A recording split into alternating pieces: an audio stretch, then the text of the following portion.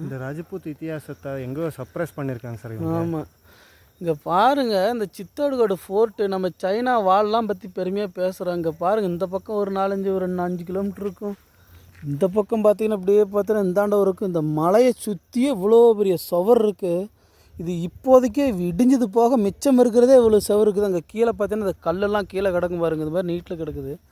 இப்போ எவ்வளோ உயரத்துலேருந்து இது இடித்து போட்டாங்கன்னே தெரில. இடித்தது போக மிச்சம் இப்படி இருக்குது. ஆரவழி மலைத்தொடரோடைய அழகை பாருங்கள். நம்ம மேற்கு தொடர்ச்சி மலை மாதிரி எவ்வளோ டென்ஸ் ஃபாரஸ்ட்டாக இருக்குது பாருங்களேன். இதுக்குள்ளே மானெலாம் இருக்குதுன்னு சொல்கிறாங்க. இது வந்து ரிசர்வ் ஃபாரஸ்ட்னு கீழே வரும் போல் தெரியுது. ஏன்னா விவசாயம் ஒரு எல்லையோடு அதோட முடியுது. எல்லாமே கம்பு சோளம் அந்த மாதிரி தான் போட்டிருக்காங்க. ராஜஸ்தானில் வடகிழக்கு பருவமழை தென்மேற்கு பருவமழை முடிகிற ஸ்டேஜ் இது. செப்டம்பர் மாதம் மிடில் அழகாக மழை பேஞ்சு எல்லாமே இங்கே வந்து ஒரு போக வேளாண்மை தான், ஒரு போக வெள்ளாமை தான் பண்ணுவாங்க.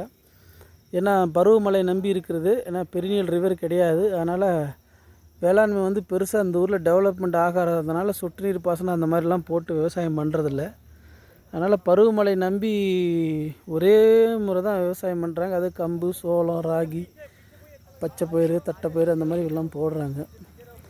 அது சித்தோடுகோடு ஃபோர்ட்டுக்கு மேலே இருந்து இந்த எடுக்கிறோம். ஒரு அரசன் வந்து எந்த அளவுக்கு ஒரு விசனரியாக இருந்தாருன்னா அந்த மாதிரி சவரெல்லாம் கட்டி எவ்வளோ பாதுகாப்போடைய தண்ணி ஒரு வருஷம்னாலும் வந்துட்டு தண்ணிக்கு கீழே போக வேண்டியதில்லை. ஒரு 1000 பேர் 2000 பேர் மேலேயே உட்காந்து தண்ணி எல்லாமே விவசாயம் பண்ணி வாழலாம்.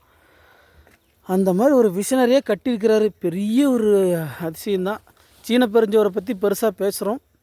அதே நேரத்தில் இந்தியாவில் இருக்கிற ராஜஸ்தானில் சித்தோடுகடுங்கிற ஒரு ஊரில் இருக்கிற இந்த கோட்டையை பற்றி, இந்த கோட்டை சுவரை பற்றி எல்லோரும் பேசணும். நன்றி.